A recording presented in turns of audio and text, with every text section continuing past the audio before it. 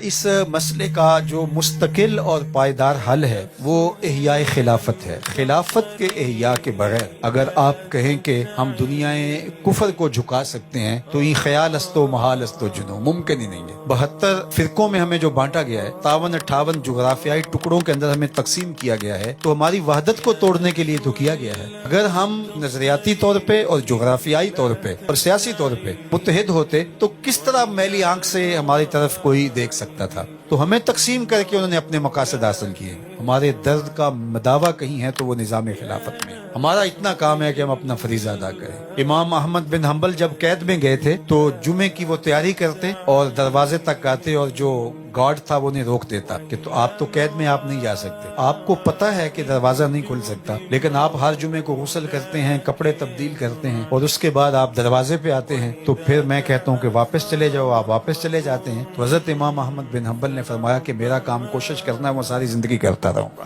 آگے رکاوٹ جو ہے وہ ایک الگ بات ہے۔ تو ہمیں خلافت کے احیاء کے لیے کام کرنا ہے، جدوجہد کرنی ہے، ذہن سازی کرنی ہے، شعوری بیداری کے لیے ہم نے مہم چلانی ہے۔ آگے کہاں کب خلافت قائم ہوتی ہے وہ اللہ کی مرضی ہے اور وہ ہوگی۔ خلافت علی منہاج النبوہ کا قیام یہ اللہ کے رسول کی بشارت ہے، اور اللہ کے محبوب نے قرب قیامت میں خلافت کے قیام کی خوشخبری سنائی ہے، اور وہ ہو کے رہے گی۔ پہاڑ اپنی جگہ سے ہٹ سکتے ہیں، یہ سورج جو ہے وہ بے نور ہو سکتا ہے، حضور کا فرمان پورا ہو کے رہے گا انشاءاللہ۔